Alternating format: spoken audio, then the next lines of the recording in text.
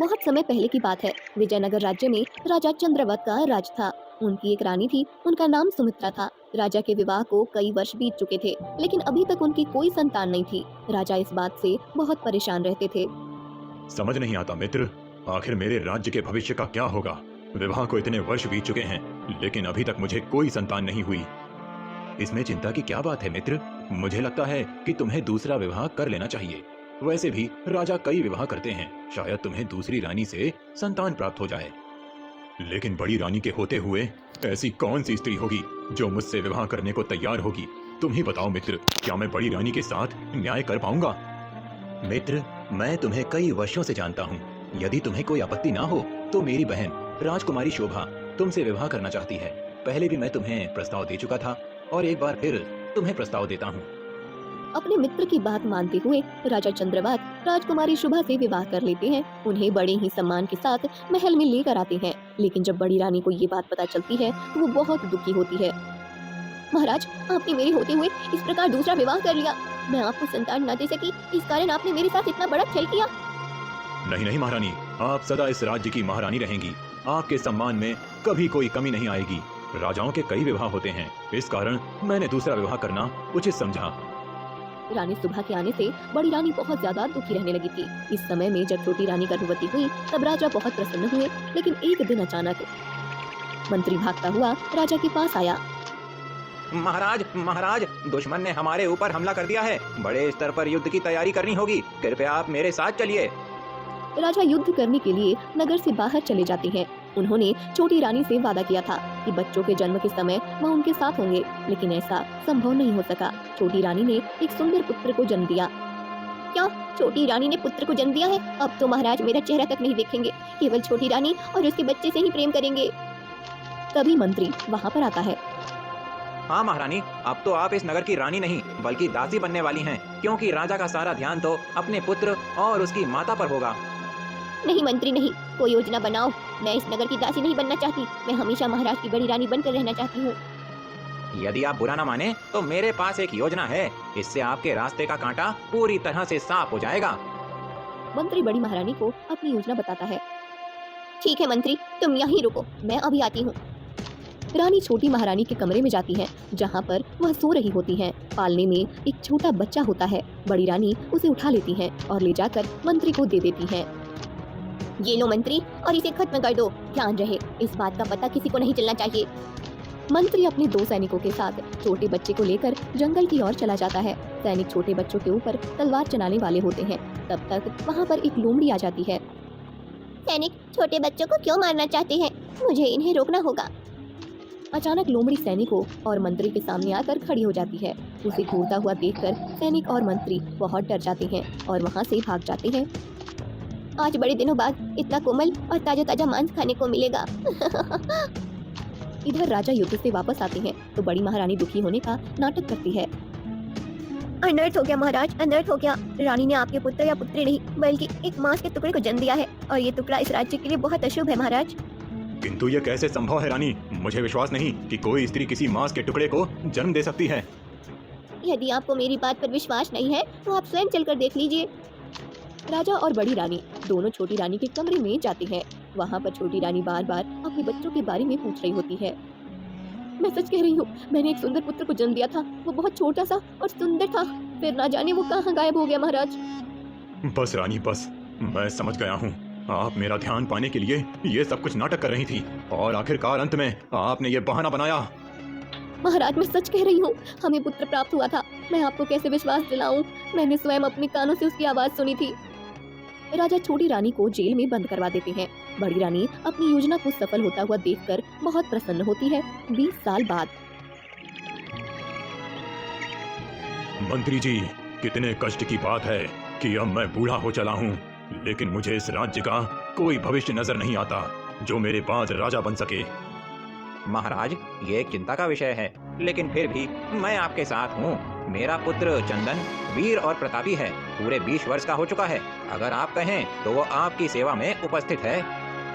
मंत्री, मुझे पता है तुम सदा मेरे हर कष्ट को अपना समझते हो, लेकिन अब मैं तुमसे तुम्हारे पुत्र को दूर नहीं कर सकता।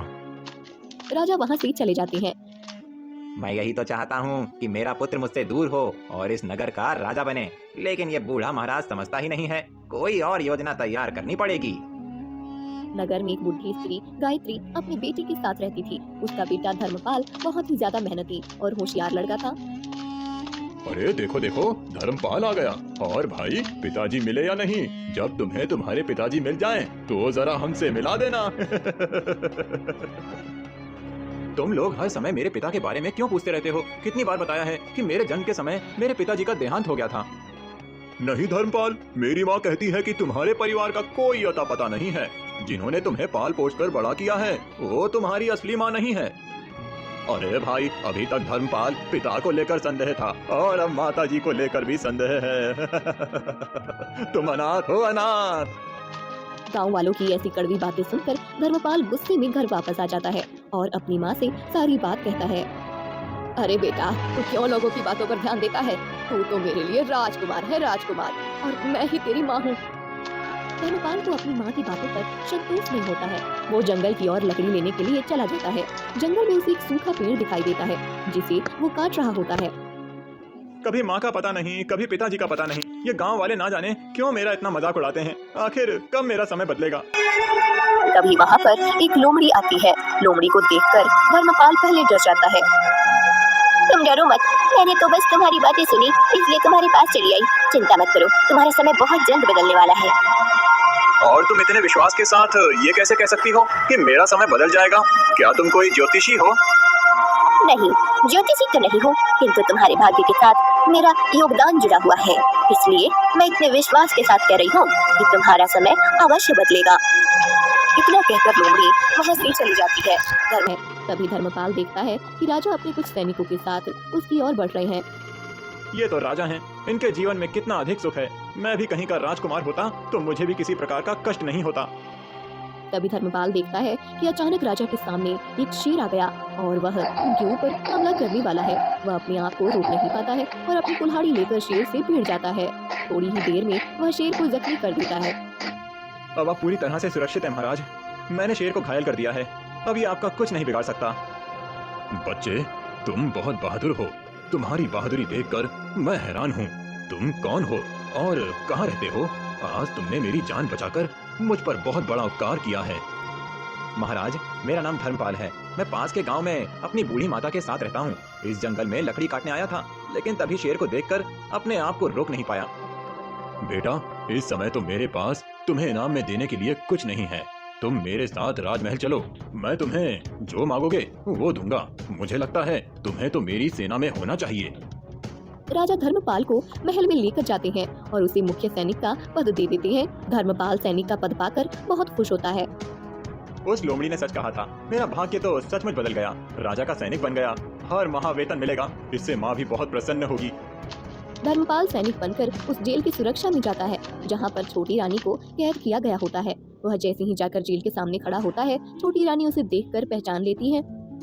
मेरा पुत्र तुम आ गए। मुझे विश्वास था तुम एक न एक दिन अवश्य आओगे। महाराज कहाँ है? उन्हें बुलाओ।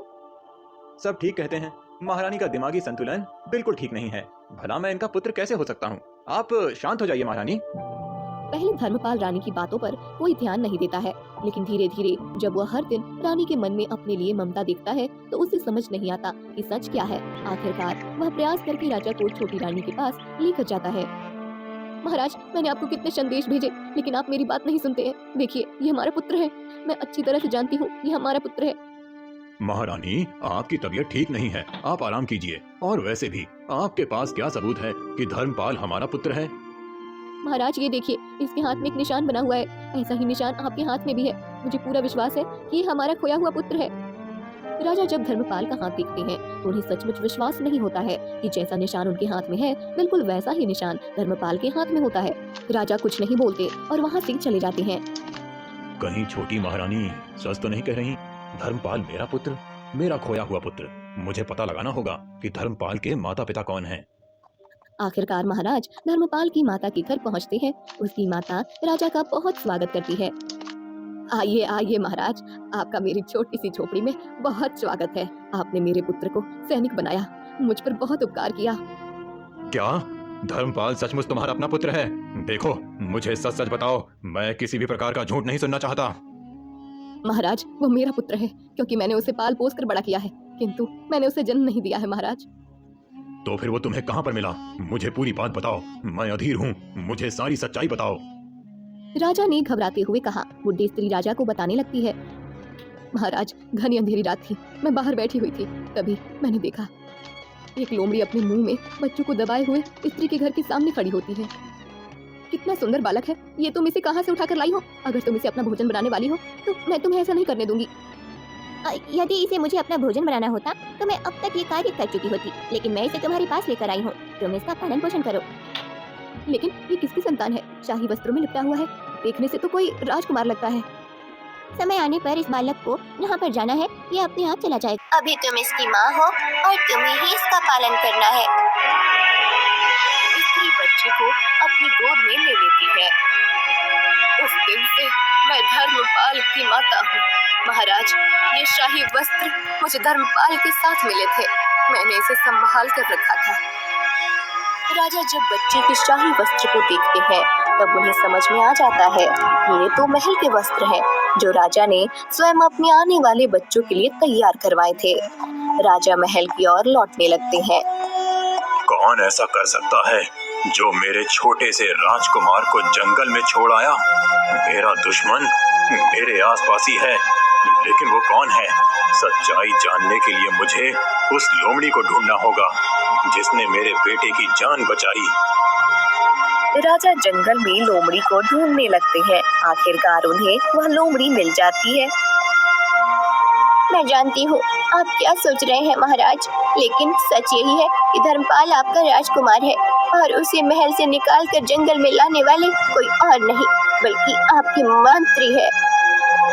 क्या तुम सच कह रही हो? मुझे विश्वास नहीं कि मेरे मंत्री ऐसा कर सकते हैं। मेरे नन्हे से राजकुमार को उन्होंने इस जंगल में मरने के लिए छोड़ दिया। महाराज, मैंने स्वयं अपनी आंखों से देखा था और मैं यह बात प्रजा में सबके सामने कह सकती हूँ। राजा लोमड़ी को लेकर राजमहल पहुँचते हैं। आज बहुत ही विशेष दिन है क्योंकि आज मैं अपना उत्तराधिकारी घोषित करने वाला हूँ, पर ये कोई और नहीं बल्कि धर्मपाल है। ये सुनकर मंत्री और बड़ी रानी दोनों को बहुत बड़ा झटका लगता है। महाराज, ये आप क्या कह रहे हैं? एक साधारण सा सैनिक हमारा राजा कैसे हो सकता है? वो कोई साधारण सैनिक नहीं बल्कि मेरा और छोटी महारानी का पुत्र है। वर्षों पहले इस मंत्री ने हमसे बहुत बड़ा षड्यंत्र खेला और मेरे पुत्र को जंगल छोड़ आया।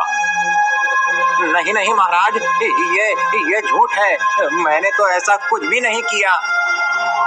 झूठ मत बोलो, मैं स्वयं अपनी आंखों से देखा था। मैंने जब मैं सामने आई और तुम्हें डराने लगी तब तुम मासूम बच्चे को छोड़कर भागी, नहीं तो उस दिन उसकी मृत्यु तय थी। सैनिकों, इस मंत्री को भागने मत देना, इसे पकड़कर जेल में डाल दो। एक और सच सुन लीजिए महाराज, यदि आप मुझे जेल में डाल रहे हैं, मेरी साजिश में बड़ी महारानी भी शामिल है। उन्होंने ही राजकुमार को स्वयं अपने हाथों से मुझे दिया था और आपसे झूठ कहा था कि छोटी महारानी ने पुत्र नहीं बल्कि मांस के टुकड़े को जन्म दिया है। नहीं नहीं, ऐसा नहीं हो सकता।